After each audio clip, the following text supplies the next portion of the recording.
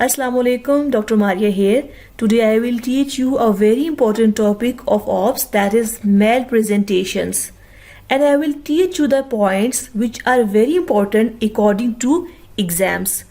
So I hope these points will help you in your exams. We will also discuss some MCQs and important questions that are often asked in Viva. So let's start. Before studying malpresentations, it is very important to know about the lie. That what is meant by lie, right? So, lie is a relationship between the longitudinal axis of the fetus to the longitudinal axis of the uterus.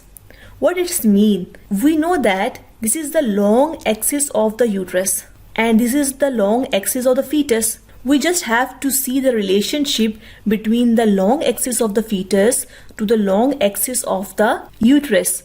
Or we can say that in simple words, the long axis of fetal spine to the long axis of maternal spine. But we have to use the definitions which are present in our books. So lie is the relationship between the long axis or the longitudinal axis of the fetus to the long axis or the longitudinal axis of the maternal uterus. What does it mean? In this diagram, we can see the long axis of the fetus. And this is the long axis of the uterus.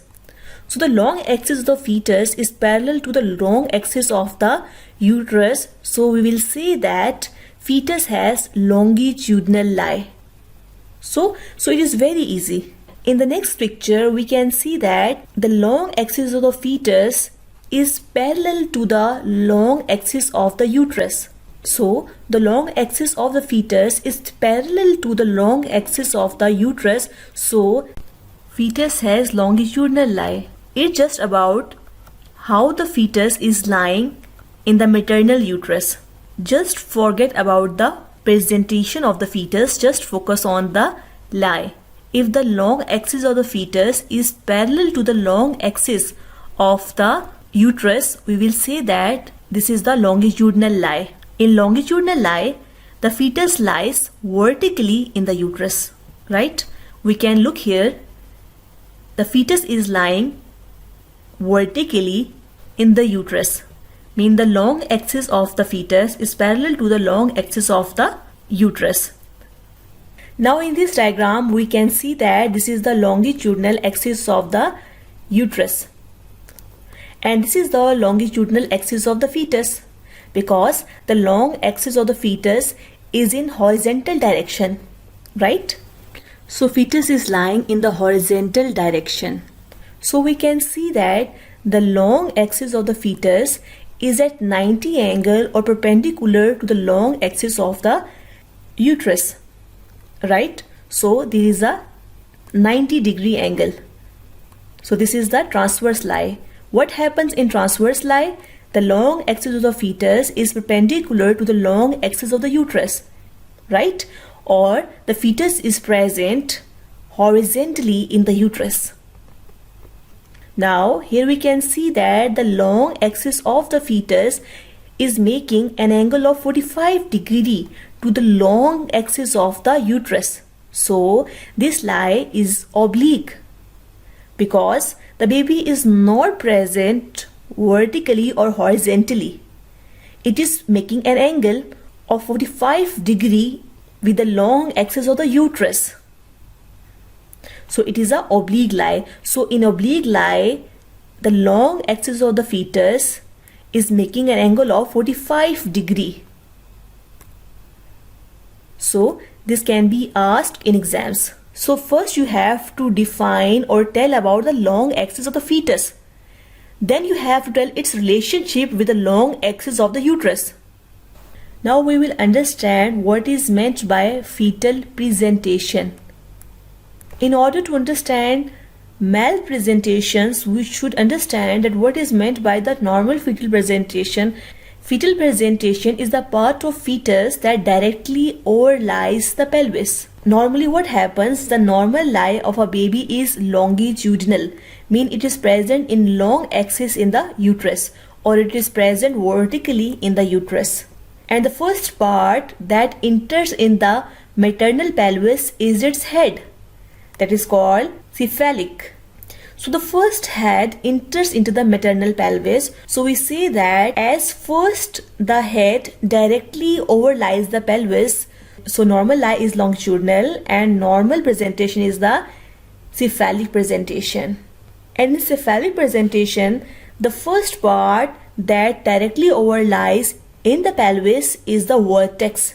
So more correctly, we say that the normal presentation is the vertex presentation. Why? Because vertex is the part of the head which first or directly overlies the pelvis. What does it mean? We know that this is the fetal skull, and in fetal skull this is the frontal bone, this is the parietal bone, and this is the occiput. This is the anterior fontanelle and this is the posterior fontanelle. The distance between the anterior fontanelle till the posterior fontanelle is called the vertex. So normally what happens, the baby lies longitudinally. First you have to remember this thing. Next important thing is that fetal vertex first goes into the pelvis. If in examination you says that ma'am, normal presentation is a cephalic presentation, you are saying right. But if you say that the normal presentation is a vertex presentation, that is more right. Because exactly you are telling about the point, about the part of the head that directly overlies the pelvis. During labor, baby does not present this part, that is a vertex part. We will say that it is the malpresentation. Baby is not presenting its normal part, right? So here we can see that this is the longitudinal lie. Here we can see that here is the longitudinal lie. But here we can see that the vertex is lying directly over the maternal pelvis. So here is the vertex presentation or cephalic presentation. Here the vertex overlies directly on the maternal pelvis. So here is the buttocks presentation, or we can say that this is the breech presentation. In breech presentation, the buttocks overlies directly on the maternal pelvis. So this is the breech presentation. We cannot say that it is a breech lie. Lie can be longitudinal, oblique, or transverse only. In exams, I don't know what most of the students says that this is a breech lie. No, the lie cannot be breech. This is a longitudinal lie, while the presentation is the buttocks presentation. Now again, here the vertex is directly overlies the maternal pelvis or inlet. This is the vertex presentation or the cephalic presentation. Here the fetal frontal bone directly overlies the maternal pelvis. So there is the frontal bone presentation. When there is a frontal bone presentation, we also say frontal bone as a brow. So this is a brow presentation. Here the fetal face overlies directly on the maternal pelvis. So here it is the face presentation. Now in this diagram we can see that the fetal shoulder overlies directly the maternal pelvis inlet. So it is the shoulder presentation. So in shoulder presentation, the shoulder is presenting part. So in a nutshell, write down these points. That the normal presentation is vertex presentation. Number 1. This is the breech presentation in which buttocks are the presenting part. In brow presentation, the frontal bone is the presenting part. In the face presentation, the face is the presenting part. In shoulder presentation, the shoulder is the presenting part. Now, I will like to discuss another important thing. Now tell me, in vertex presentation, what is the lie of fetus? In vertex presentation, the lie of the fetus is longitudinal, right? Now tell me, in the buttocks presentation, what is the lie of fetus? The lie of the fetus is longitudinal, right? Now, in the brow presentation, lie is again longitudinal. This is very important. often asked in MCQs. Now tell me, in face presentation, what is the lie of fetus? The lie of fetus is again longitudinal. So, in longitudinal lie, there can be malpresentation. In longitudinal lie, there can be face presentation, there can be brow presentation, there can be breech presentation. And in longitudinal lie, there can be vertex presentation, that is normal thing. But in shoulder presentation, the lie cannot be longitudinal. So which lie will give you the shoulder presentation? That is very important and mostly it is asked. Always remember, in oblique lie and in transverse lie, there will be the shoulder presentation.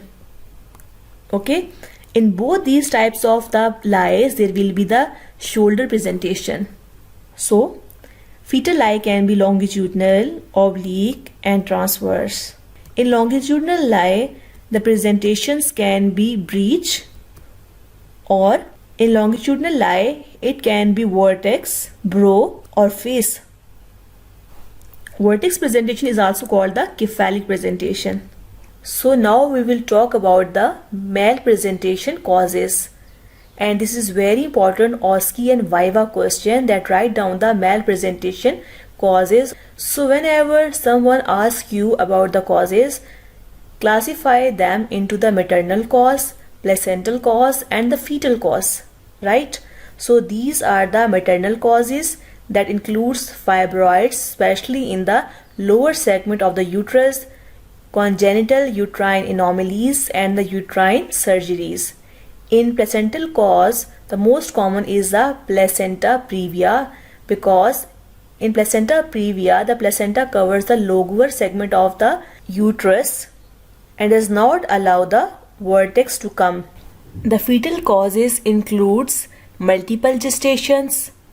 It can also occur in the twin pregnancy, and in twin pregnancy, usually the second fetus is in transverse lie. The other causes are prematurity, anencephaly, hydrocephalus, fetal neuromuscular conditions, oligohydramnios and polyhydramnios. Now, I have made a mnemonic to memorize these causes. So here is the mnemonic. Previously, Malaysia's multiple POPs mean that, right, had neuromuscular fame congenital body. Now after surgeries, had premature body, right? So why I have used the country Malaysia? Because Malaysia resembles the word malpresentation. So when there is a question about malpresentation, just close your eyes and remember about the pop or a dad of the Malaysia, right? So the dad of the Malaysia is first neuromuscular and had fem congenital body, mean congenitally have a good body, but after surgeries they are weak, they are premature. So this is just for fun, don't take it serious, Malaysians dads. Now what it's mean? Previously mean placenta previa, right?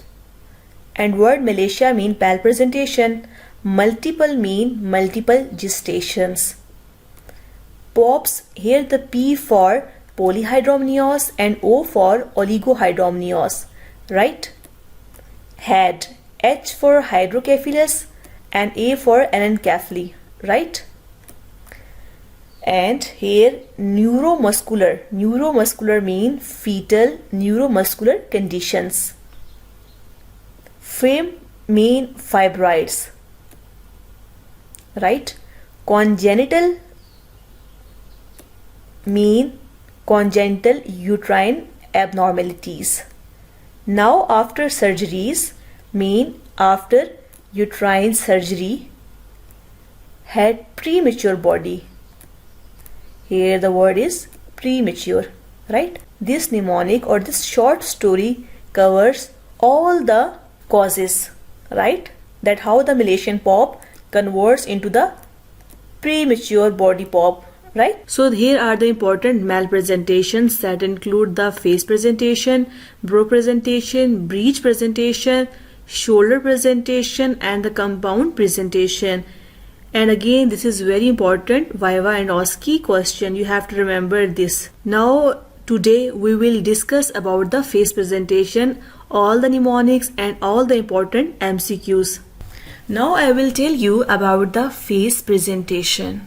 In face presentation, the fetal face directly overlies the maternal pelvis inlet. Right? First of all, incidence is important. Face presentation occurs in 1 in 500 to 800 labors. Now, in this diagram, we can see the lie of the baby is longitudinal, right? And the presenting part is the face, because this is the part which will go into the pelvis first, or this is the part we can feel vaginally first. Now, what is fetal position? So, first of all, we should know that what is fetal position. Fetal position refers to the orientation of fetal presenting part relative to the maternal pelvis, right? So in this diagram, the fetal presentation is vertex presentation because the vertex overlies the maternal pelvis, and this part will go first into the pelvis during the labor. Now, this is the anterior of the pelvis and the sacrum, and this portion is the posterior of the pelvis. During the vaginal examination, we have to tell the position of the fetal head or the position of the presenting part. During the normal labor, when we do vaginal examination, we feel the occiput during the vertex presentation. We use the occiput to tell the fetal position. Either occiput is anteriorly, occiput is posteriorly.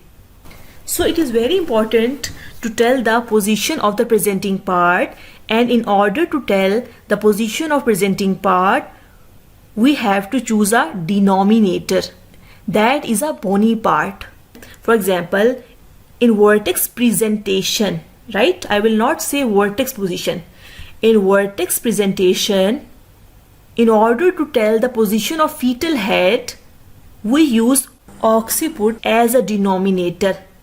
Either it is towards the pubis, mean towards the anterior side of the pelvis, or towards the posterior side of the pelvis. Occiput is anteriorly, we say that occiput anterior. So we say that the position of fetal head is, or fetal vertex is anterior. If this occiput is posteriorly, we say that the occiput is posterior. For example, in this picture, the vertex is the presenting part.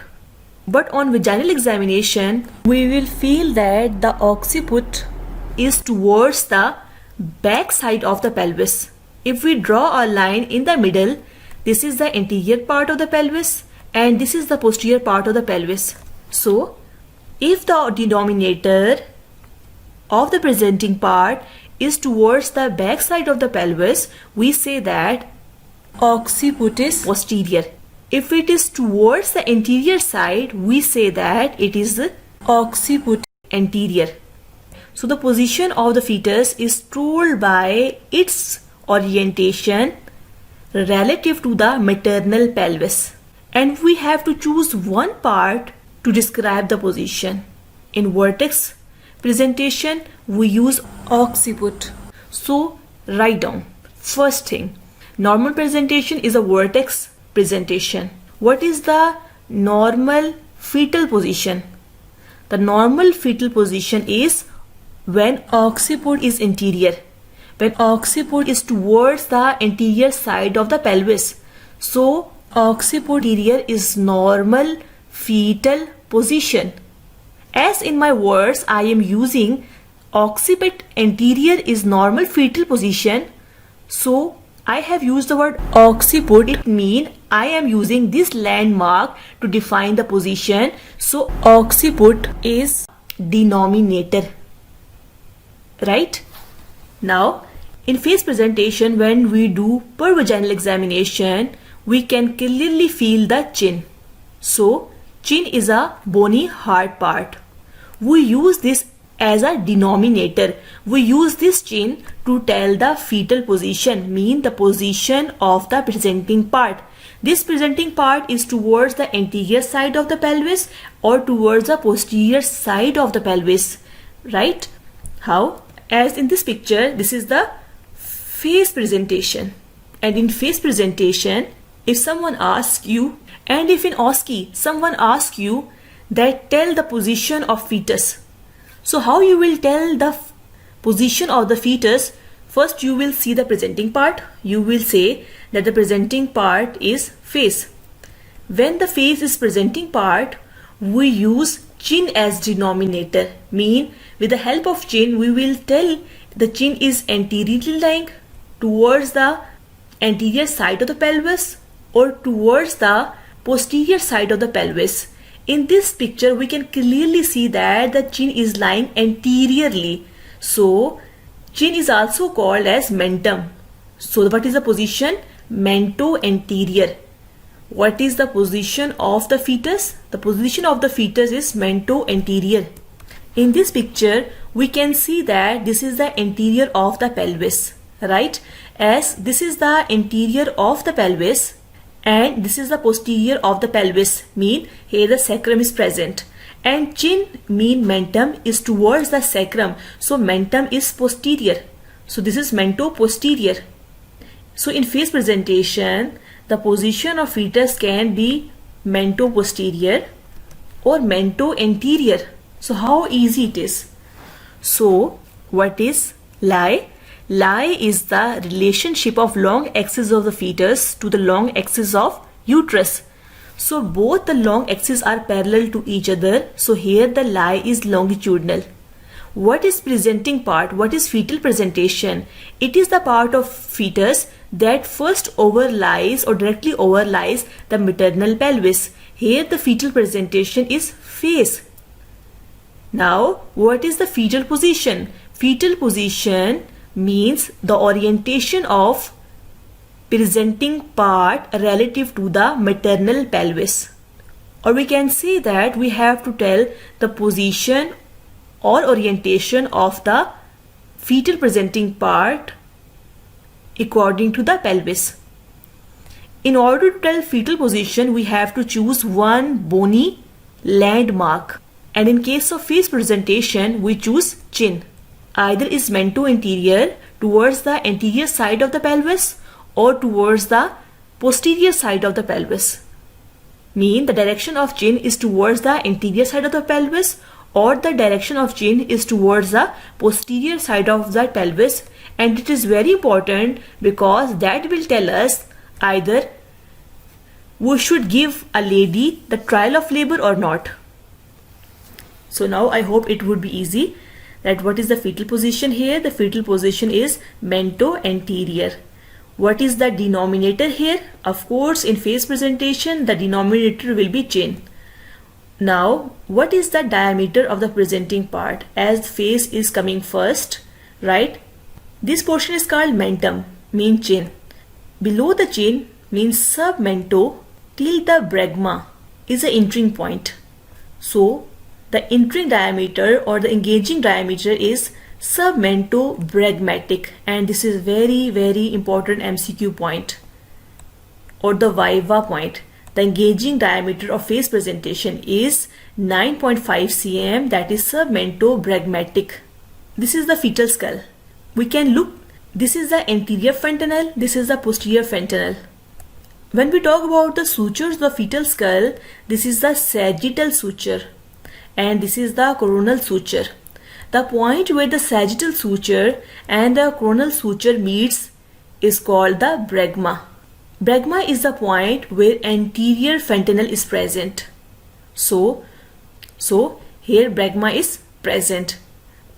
So in face presentation we have to measure submento-bregmatic diameter, that is 9.5 cm. So this diameter we have to measure, submento-bregmatic. Now what is the attitude of the fetus in this picture? Attitude means position of fetus head with regard to fetal spine. Mean either there will be flexion or extension. Normally, the chin should be in contact with the sternum or chest. But in face presentation, the chin is away from the sternum. So we can say that there is hyperextension because the occiput is nearly in contact with the fetal spine. So in attitude, here is the fully flexion, here is the partially extension of head, and here is the fully extension of the head. So attitude is hyperextended. Now the face presentation can be mento-posterior because here we can see that the chin is towards the sacrum. So what is the fetal presentation here? The fetal presentation is face. What is the fetal position? The fetal position is mento-posterior. When we will say mento-posterior? When first we will diagnose that there is a face presentation. Then we will look for the orientation of chin according to the maternal pelvis. Or we can look here, if we draw a line in the middle, right? This is the anterior portion of the pelvis and this is the posterior portion of the pelvis. And here we can look that the chin is towards the posterior side, right? So, or towards the sacrum. So, the fetal position is mento-posterior. Now, what are the causes of face presentation? The general causes of malpresentation apply for the face presentation, but the fetal anomalies like neck masses, thyroid, fetal anomalies like hydrocephalus or the anencephaly must be excluded. So this is very important point. So in face presentation, on abdominal examination, the lie of the baby will be longitudinal.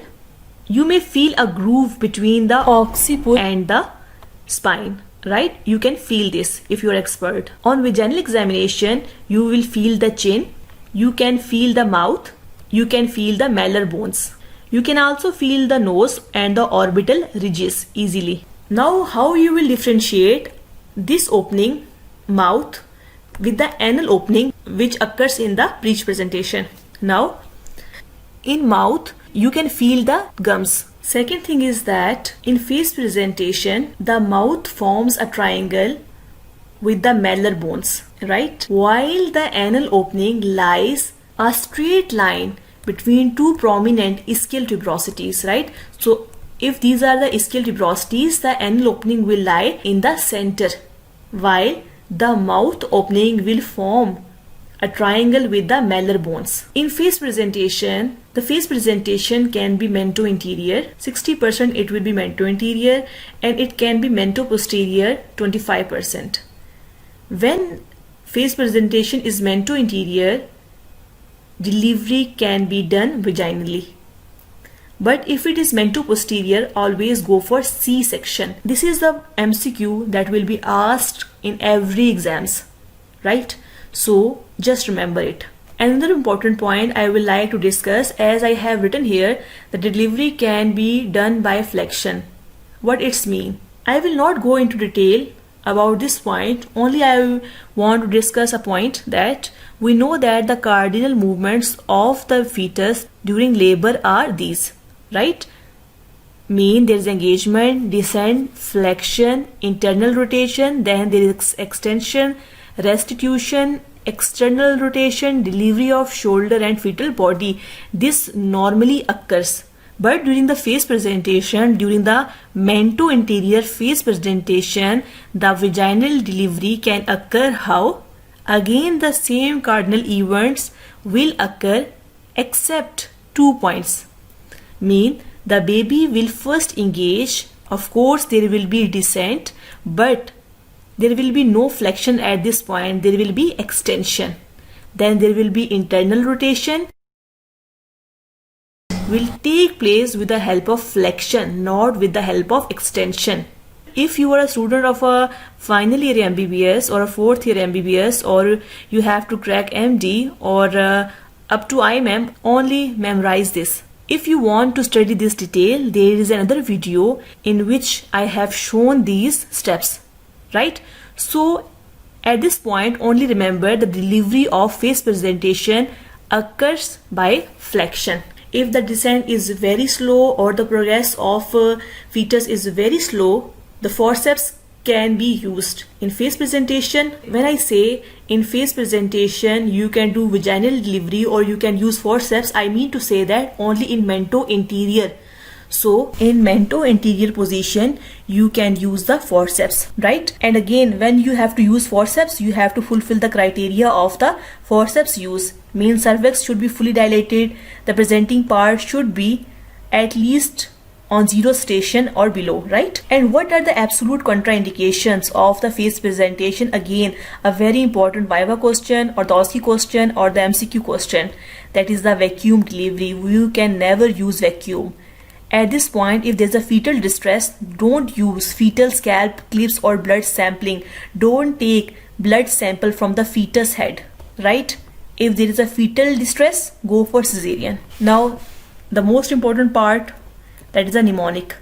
If you remember this mnemonic, there is no need to worry. You will memorize this whole topic, right?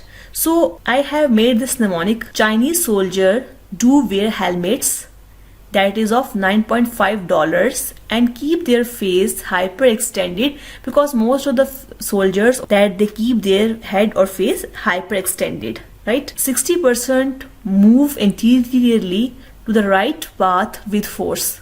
Never look posterior, right? So what it's mean? Chinese soldier, why I have written here Chinese? Because the chin is a denominator, right? Why I have used word soldier? Because they wear helmets. And why I have used the word helmet?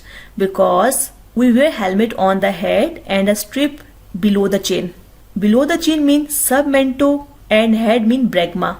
So submento bregmatic diameter is an engaging diameter in phase presentation.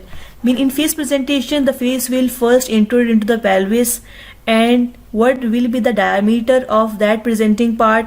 That will be that we will measure from this part up to this part, that is actually entering the pelvis. So this is the submento bregmatic diameter, that is of 9.5 centimeter. So this helmet of $9.5, right? So it is 9.5 centimeter, and they keep their face hyperextended. I have used this word face because in face presentation there is a hyper extension. 60% move anteriorly. What it's mean? Means 60% there will be mento anterior position, and they move anteriorly to right path, mean they will be delivered vaginally with force. Here the force has two meanings. Number one, we can apply forceps. Number two, they deliver by flexion of the head, not by the extension. They never look posterior, mean they can never deliver with mento posterior position. So I hope this mnemonic will be helpful for you. Chinese soldier do wear helmets that of $9.5 and keep their face hyperextended. 60% move anteriorly to the right path with force, never look posterior. Okay, now we will do some important MCQs or points, right? Just note down them, and after exams kindly tell me either they have been asked or not, right? So what is the presenting diameter in phase presentation? So just tell me what is the presenting diameter. In phase presentation, the area below the chin means submento till the bregma enters into the pelvis. Means submento bregmatic area enters into the pelvis. So this is the presenting part. So we have to measure the diameter of this presenting part. So we say that submento bregmatic diameter. So in phase presentation, the presenting diameter is submento bregmatic, and in next question they can ask you its value, that is 9.5 centimeter. Now second important point, the phase presentation is due to, very very important, complete extension of fetal head. Always remember, not the partial. There is the complete extension of fetal head, or they can write hyperextension. Incidence of phase presentation is very important and can be asked in exams, so just remember it. The fourth important question. Primary gravida at 39 weeks of gestation admitted with the complaints of labor pains. On examination, the fundal height is 38 centimeter. Mean there is a longitudinal lie, right? On pervaginal examination, the presenting part is face and the fetal position is mento-anterior. What is the appropriate management? As there is a face presentation, we cannot do the vacuum delivery. We will not do ECV. As the fetal position is mento-anterior, we will give a trial for normal labor. If descent will not okay, if normal delivery will not smooth, then we will do cesarean in emergency. We will give this lady a trial of labor, so we will monitor for spontaneous progression of labor, or we will give the trial of labor. Again the same question, and if asked what is the absolute contraindication in mento-anterior face presentation are accept. So this is the absolute contraindication, this is the absolute contraindication, this is the absolute contraindication. Yes, we can apply forceps, right? So forceps delivery is not absolute contraindication. Again the same scenario. If a primary gravida at 39 weeks of gestation admitted with the complaints of labor pain, on examination the fundal height is 38 centimeter, the lie is longitudinal. On pervaginal examination, there is a face presentation and fetal position is mento-posterior. Here, when there is a mento-posterior, the Chinese soldiers never look back. When they never look back, they cannot deliver vaginally, right? What is appropriate management? What can be the appropriate management? Just you have a one clue which is enough to make the diagnosis. So mento-posterior, in mento-posterior fetal position, we will go for the emergency cesarean, right? We will not wait. We will not give the trial of the labor. I hope this lecture will be helpful for you. In next video, we will do other malpresentations.